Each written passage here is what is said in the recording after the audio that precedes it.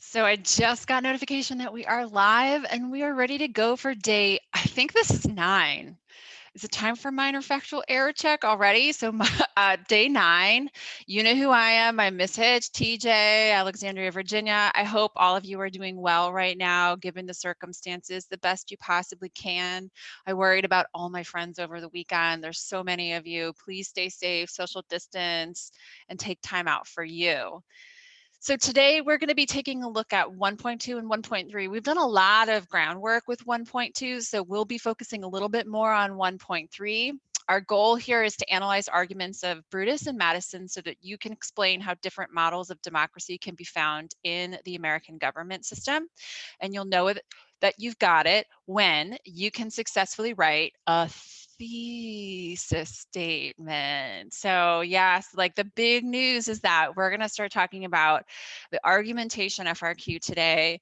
Very exciting times. I have most of our time scheduled so that we can really spend some, like, kind of take a tour of it, stretch our wings, all those kinds of things. Speaking of minor factual error corner, MFE for today, somebody caught me last time, Nixon. I couldn't remember what Nixon, what branch of the military he was in, what did he fly? So I had 2 friends catch me. Thank you, trust fall. We're looking at he was whether or not, actually I should have checked that he did try flying, but he didn't pilot during his military service, and he was working in the Navy. So great job, guys. All right, so then I had Hannah ask me a wonderful question about what do I think about shows like last week with John Oliver as a news source? Do I think they have any value? Are they too biased or focused on entertainment to be good sources of information? And of course, what's up, Ms. McMillan and Quincy? It's nice to have you on again. So here's my advice, if you can call it that. Remember, what is the purpose of us consuming news media? It is so that we can effectively self-govern. When students ask me this in my own classroom, and they always do, my response is, look, find 1 to 2 reliable conservative sources that you feel are trustworthy, that they do a nice job at kind of getting rid of the rhetoric and sticking to the facts. They're not like pre-digesting the meal for you. They're kind of giving it to you in a way where you can do some more analysis on your own. So I consider political satire like tonight or last week with John Oliver to be something that's a sweet. Same thing with op-eds and same thing with 24/7 news. In fact, I personally do not watch television, the CNN, Fox News, MSNBC, any of those, mostly because their entire format is geared towards spinning things for you. I mean, they can't present the news, what they view as being newsworthy, in a groundbreaking new format every hour after hour after hour. So while they might come in and break in with breaking news at the top of the hour, the rest of the time is really people coming in and telling the viewing audience what they think. And depending on how that's presented, it can kind of like blur the line between what's your authentic idea on self-governance and what's that speaker's idea on what's effective information for self-governance. So beyond kind of sparingly using sweets, which means that if you love John Oliver because you think that you enjoy having humor, that's great, but don't make that the only thing that you're eating in terms of your media diet. The other thing that I would tell you is really make sure that you're watching, listening, or reading full message to the best of your ability, particularly when we're looking at policymakers, linkage institutions, or media influencers. Remember, we talked last class about sound bites and the role that they have at condensing really complex, nuanced information into something that's more palatable, right? 15 to 30 seconds in length. They're constructed with rhetoric to grab our attention, to be something that would be likely to become a hashtag. So what I would tell you is when you're looking at something, dive deeper. This morning, Ajit Pai put something out on Twitter, and I was taking a look at it, and there was a much longer, he put out a press release, but there was a much longer document that I went into, and I spent some time reading that document. document. That's a primary source document. There's a lot of really important contextualizing information in there that gets skimmed off the top when you're just looking at somebody like Ajit Pai, who is the chairman of the FCC. The other thing is consider finding reputable sources that cover perspectives from all publics. Last time we talked about how certain publics, particularly during the time, the 30s to the 50s, when we had much more objective coverage of the news, really effectively kind of cut out minoritized communities from that conversation. And those communities are living their truth. They're living things that are really happening.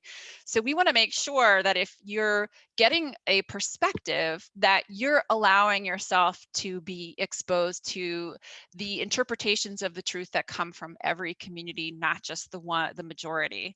And then, of course, the most important thing is we want a good digestion of our media consumption. So go out and have some exercise using respectful deliberation within your community. Talk to people about it, engage people about it. I always joke with my kids that it's like, you don't want to sit at the little kids table for Thanksgiving for the rest of your life. You want to graduate to the adult table and be able to have some discourse. And discourse is not about winning points.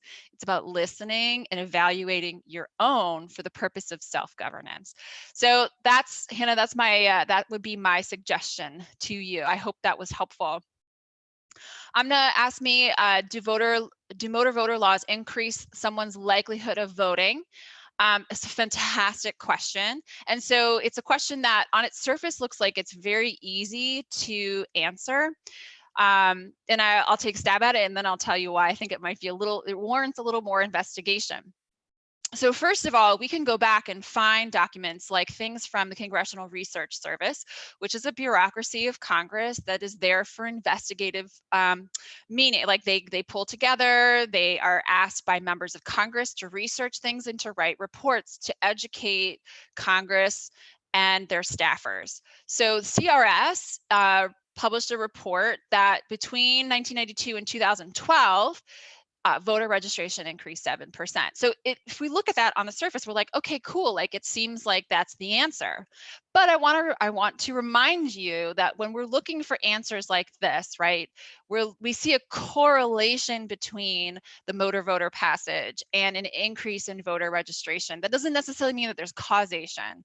So anytime you ask a question like this, if you really, really, really want to know the answer, you're gonna need to spend some time in academic journals. Go ahead and take a look for your Boolean search terms, Boolean search terms of motor voter law or National Voter Registration Act and voter registration to see if anybody has been able to prove through statistics that there is some causation between those two variables. Just a little shout out back to our data section. All right. So yesterday or Friday, pardon me, you guys had to review the skill of interpreting political cartoons, and this is what I had left you with from my AP resource. So let's roll through this. You take a look at this. The first step we had was kind of like surface level. Is there any text in the image? Are there any vocabulary words? So we do see text, we see state names, we see Wisconsin, Colorado, Ohio, Virginia, Florida, and we're going to need to make an inference here in terms of what those words are referring to. So we know that it's the map of the United States. Let's come back to that inference in a minute. Are there any caricatures of political figures that you recognize, and what is their party affiliation? Nope, I don't really see any, right? But I do see a distortion in the map. And when I take that in conjunction with the label on this map, which is as viewed by presidential candidates, I'm starting to be able to amass some information that's going to allow me to make some inferences. Are there any symbols of vocabulary words or concepts? So the map is definitely a symbol. The states are distorted, where geographic size of the states indicate how important the presidential candidates believe them to be. That's going to be a conclusion that I'm going to draw from that map. Are there any symbols or images of political concepts? So here's an inference that I'm drawing from that conclusion. The image is supposed to represent states that are being visited by presidential candidates as they are campaigning. I'm going to make this connection between the images, the sizes, the labeling, so on and so forth, and the concept from class called swing states. Does this image have a partisan bias?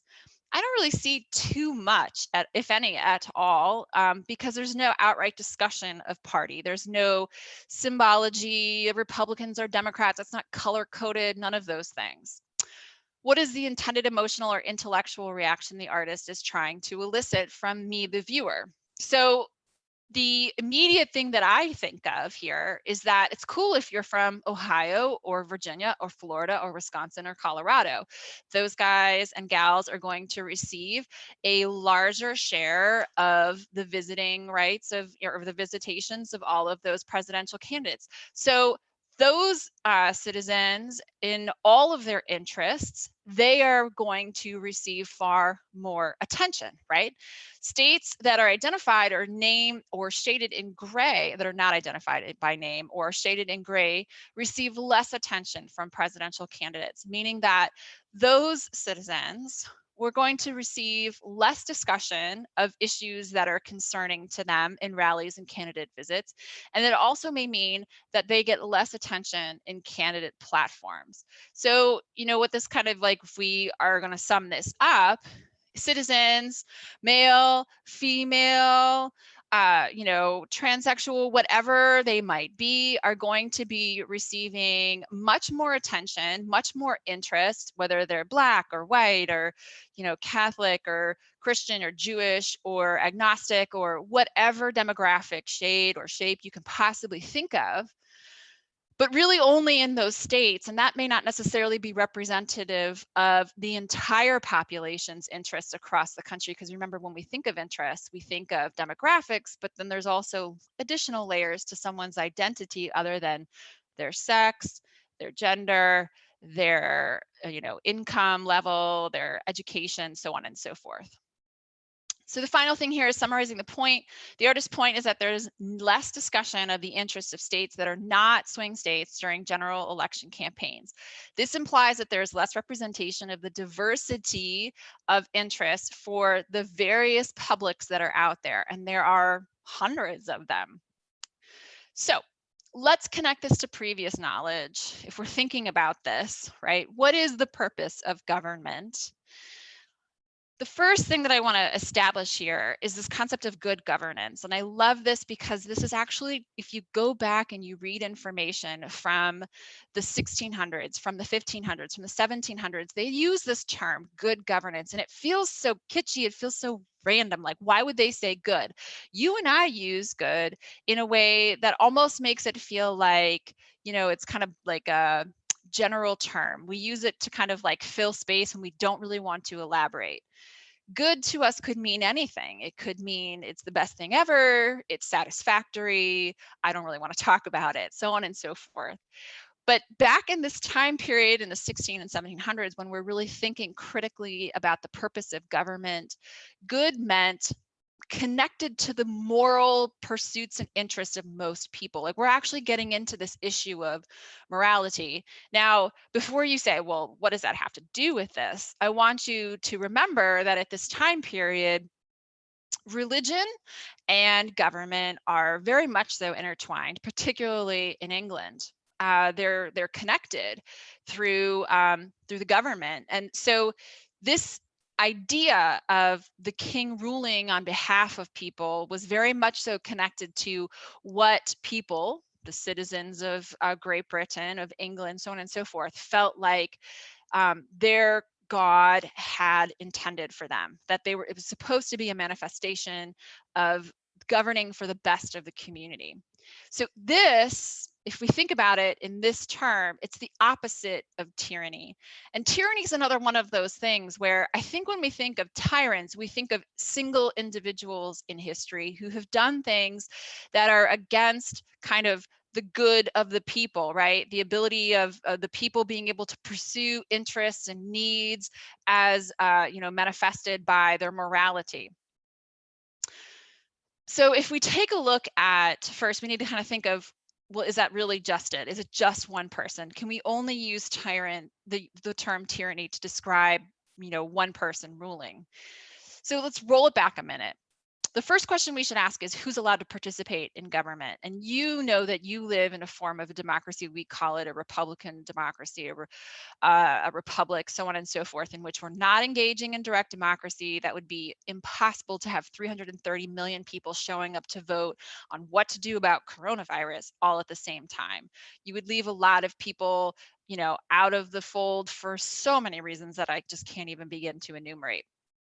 On the opposite side of that, if everyone is allowed to participate, we also have rule by few, which is referred to oftentimes as oligarchy. And there's all kinds of fun, different ways of slicing and dicing who the few might be. It could be based on nobility or religious leaders or stealing from the public or military rule or whatever. And then there's rule by one. And we traditionally associate that with kings and queens because of lots of different things. Maybe Disney gets involved in this too much. We all, think of princesses and princes and all of these things. But really at its heart, you could have it. It's an autocracy. It's rule by one.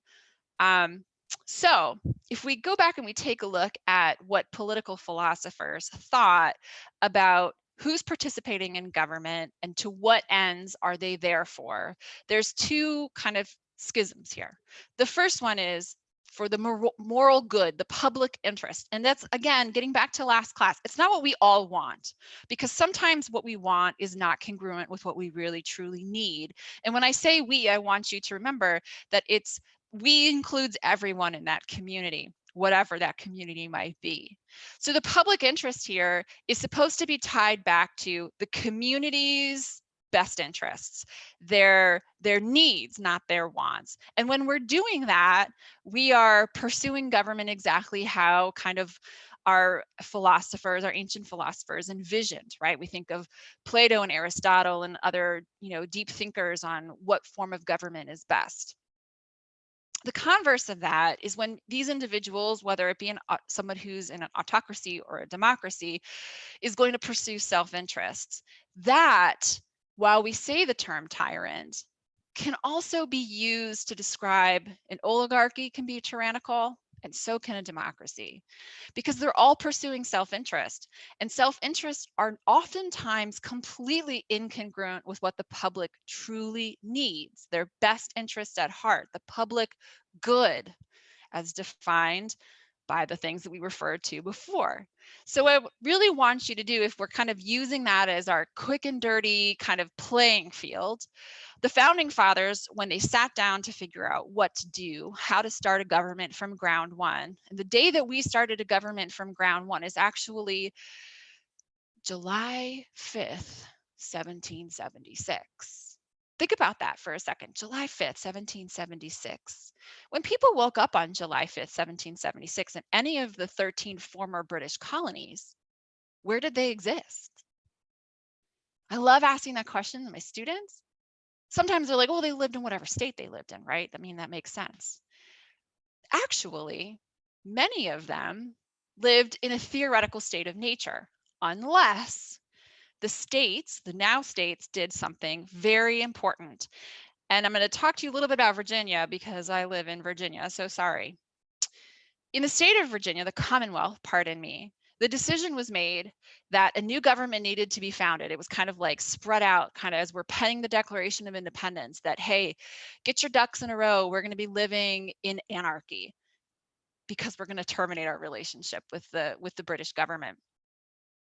In order to prepare for that, the founding fathers came together in Virginia, and the first thing that they did was not write a constitution. I know that you think that they should. They first wrote a Bill of Rights. What they did was they said, these natural rights are going to come down upon us. Where do they come from? They come from the deity, right? In their case, most all of them believed it was from a Judeo-Christian God, right? The Judeo-Christian God. That the Judeo-Christian God bestowed upon all humans natural rights to life, liberty, and property. Does it sound like I'm talking about the Declaration of Independence? You betcha, it sure does.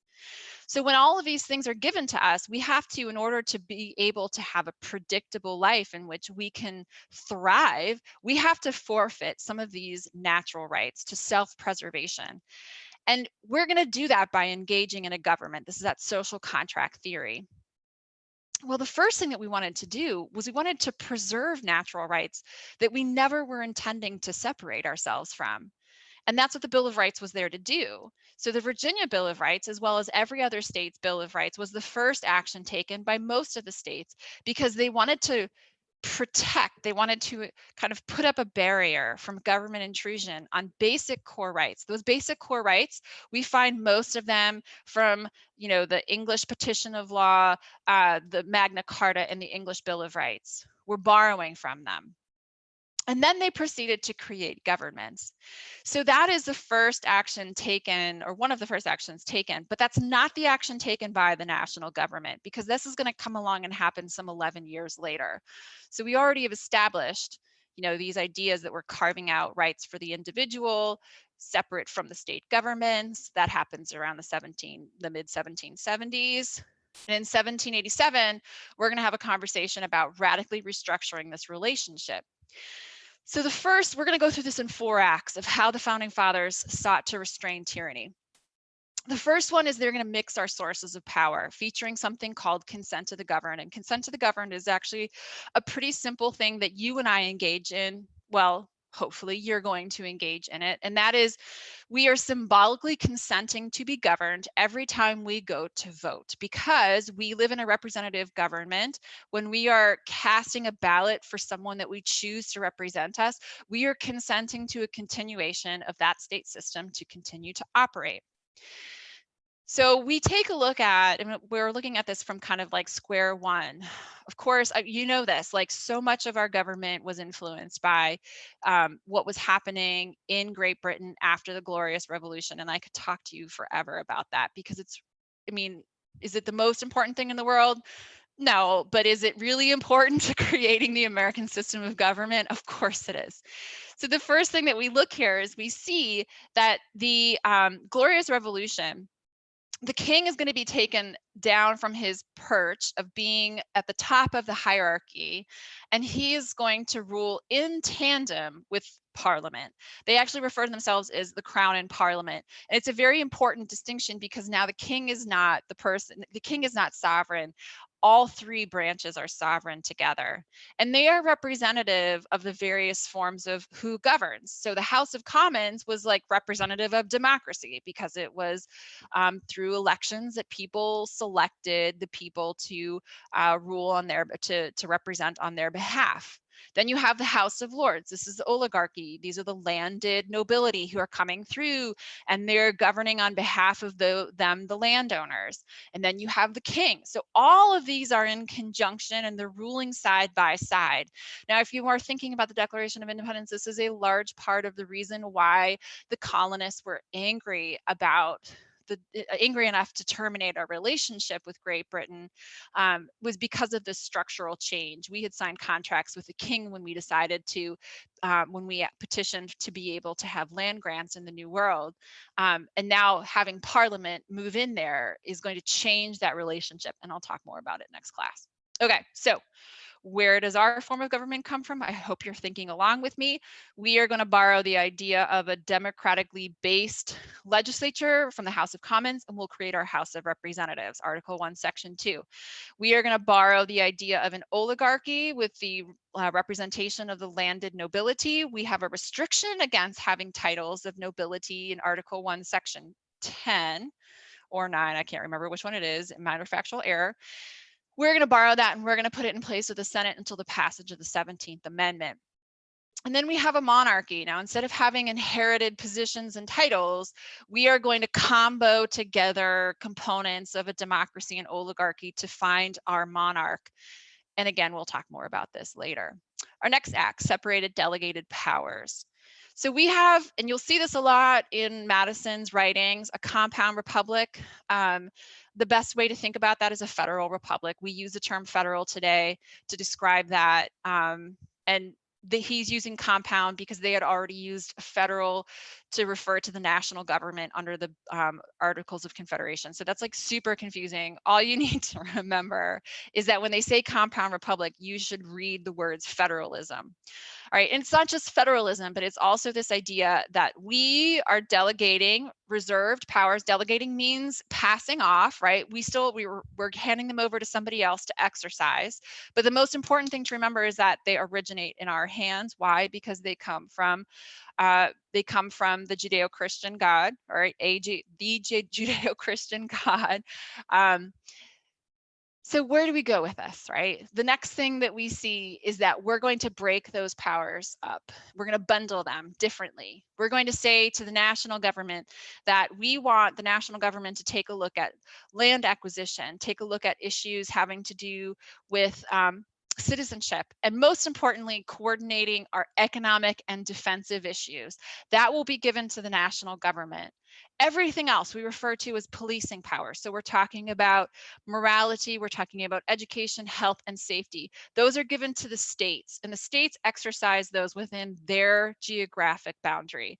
Many people will tell you that this is far more important, and actually Madison would agree that this would be more important and more like a higher ability to be tyrannical was held by the states because of the kinds of powers that were held by the states. Now that's Madison's perspective. Things change, we'll come back to it.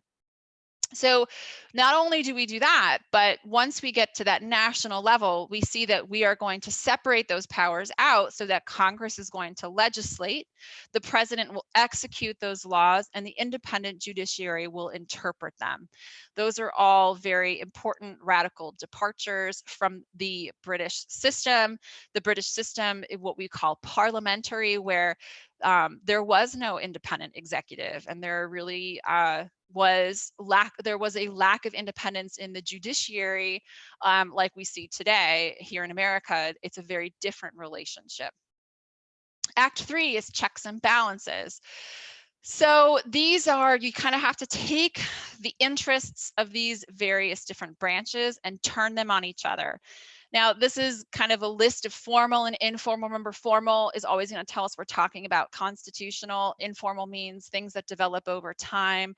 I'm going to spend way more time next class kind of digging around inside of this idea because it is where we're going to talk about Federalist 51. But know that I'm going to come back to it.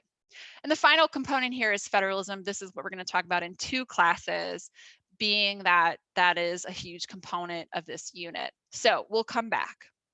I want to turn instead to Brutus's argument. Now, Brutus feels as though you cannot trust the government. And I'm going to start fast forwarding here because I want to make sure that I get us done on time.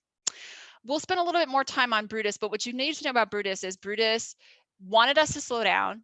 He wanted to have a deeper consideration about the relationship that it was being destroyed under the Constitution and what was being put in its place. He believed it was an incredibly important thing that history would remember for the rest of their lives.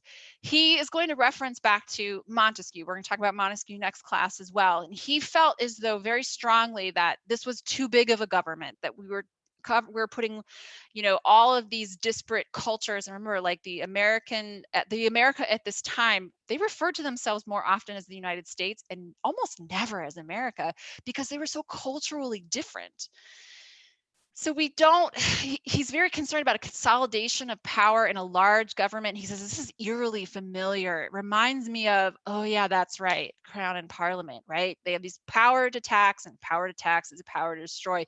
They're coordinating trade policies just like they did when they walked away from, oh my gosh, I can't think of the term that's used. It's a big fancy word to talk about the trade structure. Somebody give me an MFE check here on this. It'll come back to me later.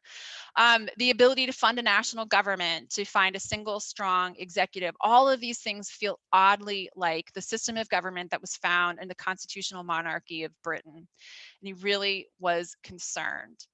So then we come to the 13 sovereign states. He says that they are going to cease to exist because you'll have a national independent court that will kill sovereignty. You have a tyrant in the president.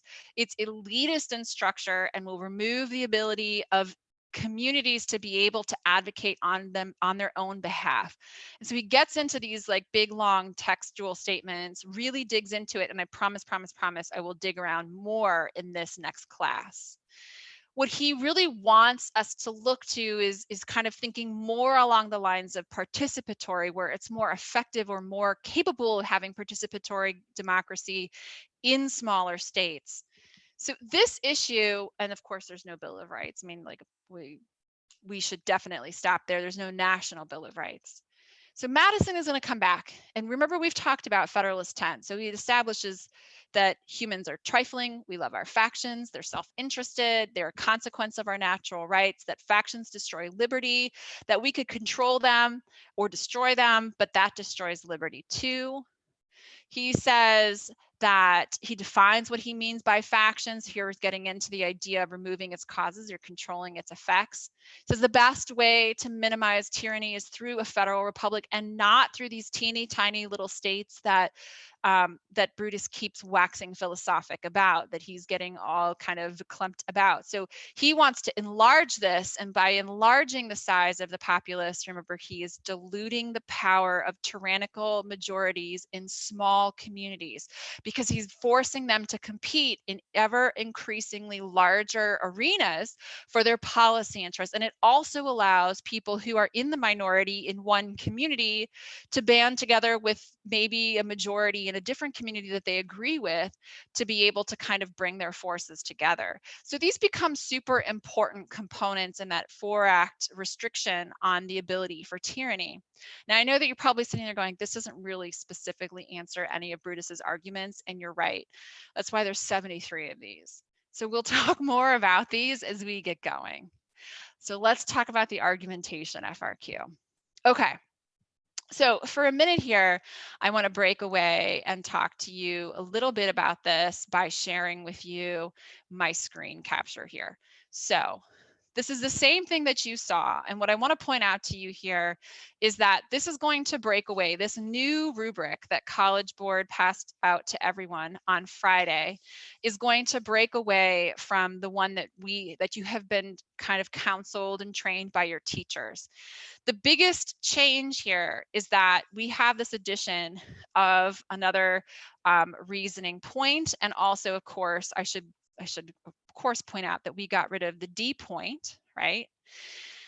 And we've also created this additional B2 point. So I wanted to point this out. I wanted to pull this out in a different way of looking at it, because I think it will help you if you're thinking about them in terms of how do you go through acquiring points, and how does that relate to the documents that you're using. So let's say that I'm using Federalist 10 here in this first one, and in my second one, I'm using Brutus, okay? Since we just talked about those two. Instead of kind of being able to have, under the original one, the C1 point could be earned for either of these two documents. Now they're separated, and I view them as being threaded together. All right, so if you are looking to earn 7 points on this FRQ, which I know that you all are, here is the way that you need to walk through it. First of all, you need to make sure that when you have your first required or prompted piece of evidence, that you're not only making sure that it is logical and relates back to the prompt or the question, but that after you've constructed a clear logical claim, that it connects to your claim as well. Now, I'm going to spend a little bit of time talking to you about the difference between prompt and claim in 2 classes. I'm really going to blow this up so that it makes a lot more sense, right? So, and then the final component of this for this document, or from Fed 10, is that you need to make sure that you connect this evidence, right? Which this is, evidence are facts, guys. That's a really important thing for us to remember, that our facts, that we've tailored them to support our claim, right? And that you take that tailored fact and you connect it back to this claim. And that is what our reasoning is. All right. So this, I'm sure, even though I'm trying to like logically break this down, I anticipate that it's going to take me probably 2 or 3 classes for you to be able to kind of see through what I'm talking about here. And that is perfectly fine, right? The same thing is true over here on Brutus, right? For this piece that is logically connected, that's additional evidence that can either be a required document or it can be something from your learning in your own class. The same thing is true, right? If it is connected to the prompt and the prompt only, then you get that point. If you're able to construct a claim that is a successful logical claim with reasoning, and you take that evidence and you connect it back to the claim, then you now are able to earn more points. And then of course you want to make sure that you get good solid reasoning in on this as well. So the key takeaway here is that you want to thread your documents together. You want to make sure that you have a great claim that's logical and responds to the prompt. You want to make sure that you have evidence that connects to that claim. And then you want to make sure that you're closing the loop, is what your teacher usually refers to it as, that you're showing how, through your opinion of this evidence, how that fact logically connects back to your claim. Okay. So back to where we left off. Now I got to figure out where I did. Here we go. This is where I left off. Okay. Couple things to remember. Somebody asked me last class, how do we prepare? Well, you use the models that College Board is going to post. They're already there. I already have a couple that I pulled out for us that reflect this departure from point D and the additional B2 and B4 point. In addition to that, what we want to see here is that you follow along and practice here with me. I mean, I'm here to assist you. I love to answer questions. If I'm talking to you and you feel as though there's a better way for me to explain this, either ask me directly via Twitter. You can advocate to have your parent reach out to me through the College Board or the AP government community. There's all kinds of ways to get a hold of me. I'm more than happy to help you. And that is the whole point, is that we're here to get us all on the same page. The next thing, there is a rubric that I gave that is posted in the discussion, which is down at the bottom, or the description. Make sure that you pull that one down and take a look at it as well. I would recommend that you make an outline of the documents that are required. That is your original work, meaning that you write up your own notes and you're not kind of sharing your brain with somebody else or borrowing somebody else's interpretation of them. Because it's open note, you have the capability of having those notes right next to you as you're taking the test. Right? Review units 1 through 3. Again, come in and hang out with me, ask for your teachers to give you some feedback on those things, so on and so forth. And then critically important, practice in small chunks. Let's not do this all at once because that's a lot to ask. So spend 20 to 30 minutes a day practicing these skills and give yourself time to get feedback, to get encouragement, to get points where you can improve, so on and so forth. How would I not prepare? Do not have a copy of the documents right next to you. Do not cut and paste. If you're going to have that next to you, you have 25 minutes to finish this FRQ. I guarantee you'll spend way too much time looking for that very perfect fitting quote that you want to pull there as evidence, and it will land you in trouble. Not only are we not supposed to be cutting and pasting direct quotes, in addition to that, it's a time suck. You're just going to be wasting time spinning your gears trying to find the right fit. Another thing, don't share content cheat sheets. That is probably the worst idea in the world, because if you're using, even if it's you're summarizing or you're paraphrasing Federalist 10, if you have that and your friend has the same thing, if you use the same language, you're going to be called that, like a response that shows congruent language is going to get flagged for plagiarism. So avoid that, right? Don't try to consult with others, try to come up with things that you can use using, Google Docs, where you're all working out of the same thing. Any similar language is going to get caught. And for that reason, I would love for you to pause here and read this language from College Board that talks about what happens. Mirroring online content, other student submissions result in canceled scores. Students sharing content or exam responses are going to be blocked from testing, or their AP scores will be canceled. That's or, right? Like, you can be blocked from taking any more AP tests. This includes communicating on the internet, social media, or by any other means, including on your phone, right? Through FaceTime or whatever. If College Board determines that you've had an unfair advantage, they're going to notify your school. They're going to provide information to the colleges and organizations that you've already sent information to. You will not be allowed to test on the SAT subject test, AP exams, or CLEP assessments in the future. Like, essentially, you're boxed out. So I know this is like doom and gloom, but the last thing in the world that I want to hear is that students are so stressed about doing well on this test that they take shortcuts that end up getting them in trouble. Please don't, right? You are getting rewarded for doing your own work. All right. Okay, so here is the gift that I gave you. I'm going to roll through this pretty quickly since we're going to be going through this over the next couple of weeks. The first thing, 7 points, 25 minutes, 5 minutes to upload. You have 3 paragraphs. We'll talk more about that. Write in a clear and focused manner, proper nouns, active voice. I will illuminate what that means at in a future session. Answer the questions with clarity, turn the prompt into a statement. Don't veer off topic. No hooks, no introductions, no background information, no contextualizing information in your introduction. You don't need it. You have 25 minutes. Cut to the chase. No bullet points or sentence fragments. This is supposed to be written like an essay. Okay.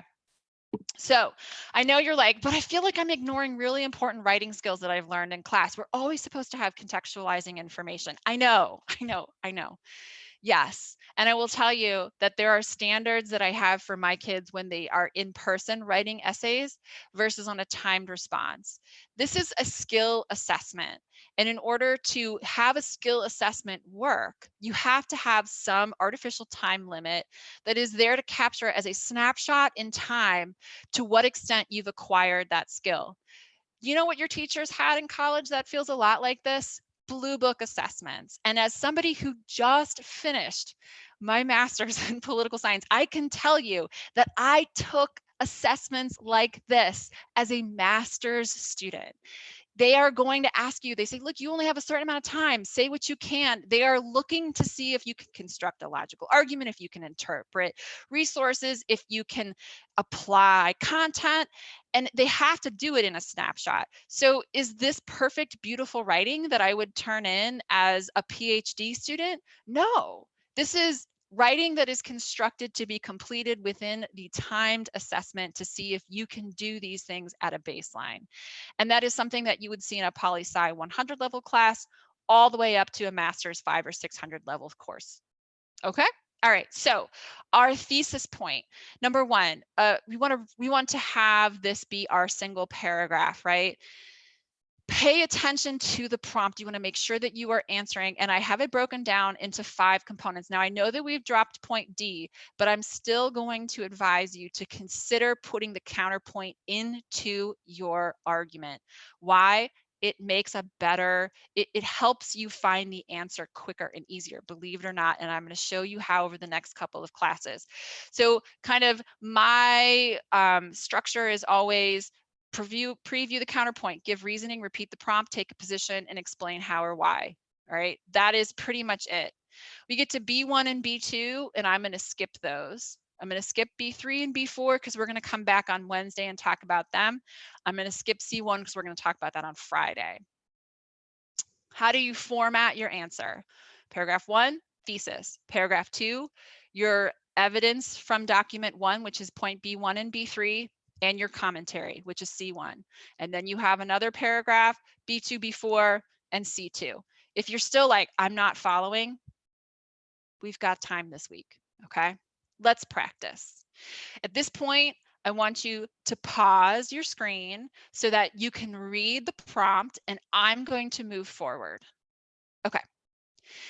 So here is our position here. They're asking us to develop an argument that takes a position on whether the process to amend the U.S. Constitution should be simplified.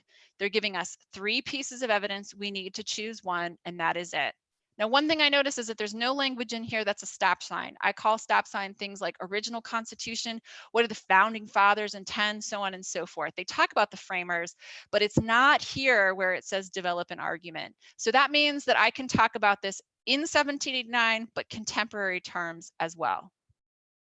So I have options to weigh, and I need to consider both. And the first thing that I do to facilitate considering both positions or both options is I break them down, right? I want to outline, and this is how I would advocate you outline. I've given you a copy of this graphic organizer. It's in the description section so that you can use this tonight for your out of class assignment. All right, so the two options I have is to make amendments easier or to make them harder, or I'm sorry, to leave it as it is.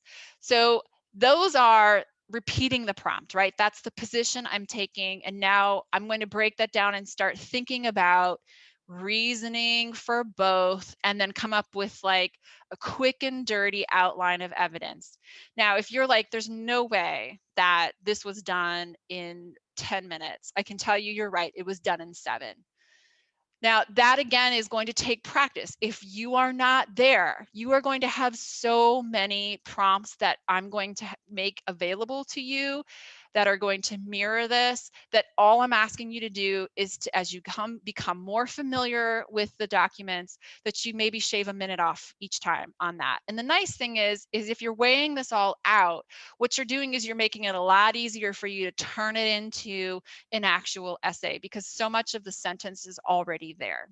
Okay, so I've got Brutus 1. The national government's going to tend towards tyranny. States should be better in power, so on. In Federalist 10, danger of factions restrained by diluting strength, so on and so forth. That's my familiarity with these documents. And again, if you're outlining these documents on your own and you're not sharing that content, you're one step closer to being ready to go. So pick a side, right? I'm going to pick the side here of leaving the amendment process as it is. Once I've done that, now I need to take this information and I need to turn it into a thesis statement. So I need to address both sides of the prompt. That's what I'm counseling you to do, because it makes a better argument in the long run. I want to clearly reword the prompt. I want to take a clear position and provide reasoning. That tension is critically important. I got to know why. That's what makes it a thesis statement. Because remember, a thesis statement is an opinion. It's you taking a risk on a position and saying why you would take that risk. If there's no risk involved, then it's not a thesis statement. Okay. All right. So my counterpoint right here, I'm always going to start with a counterpoint, is that the amendment process is easier, right? That the Constitution represents concerns of the people across time as a living document. And then I want to restate, I want to introduce language that shows that I'm turning into my own argument. Here I'm going to say that a stronger argument is to leave the amendment process alone. Why? Because it's better able to withstand tyranny of the majority. Now that I have that thesis outline constructed, I want to take that and turn it into 1 or 2 flowing sentences where you can walk through my logic progression, right? As I'm walking from one argument to another, giving you reasoning, an opinion on why one side is better than the other. So here is my thesis statement. Some Americans wish to make the amendment process easier. Do you see? I've repeated the prompt. Because is a great turn signal indicator that you are giving an opinion. Because it enables the Constitution to represent the concerns of the people across time as a living document. Period.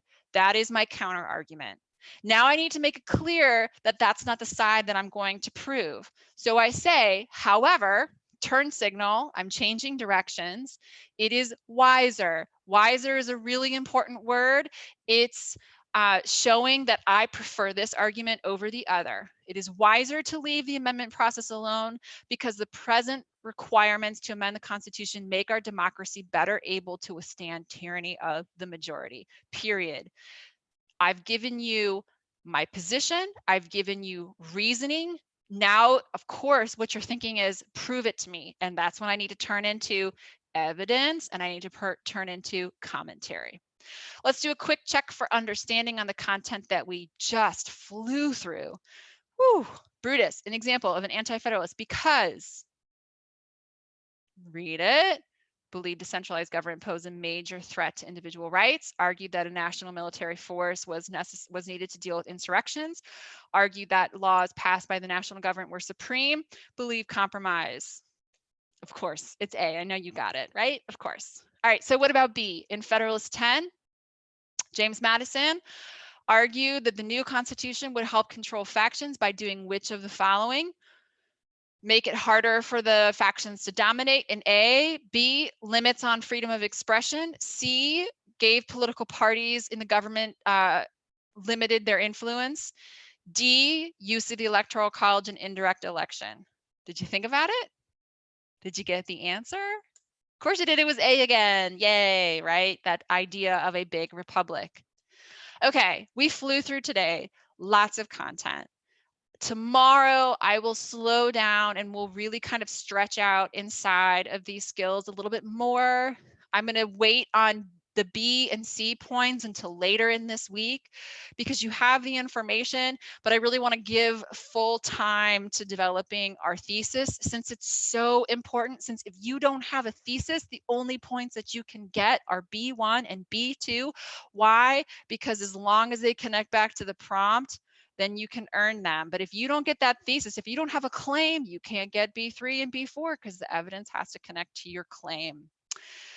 All right, so your exam practice is going to go back to last week talking about horse race coverage. We'll spend far more time on this next class and really, really kick out this idea of our thesis statement. I'm 5 minutes over. Sorry, my friends. I know like so many, I just really had so many good things to share with you today. All right, know that we want to help you if you're having internet or device problems, cb.org/tech. Please, please reach out to us. We're more than happy to help to the best of our ability.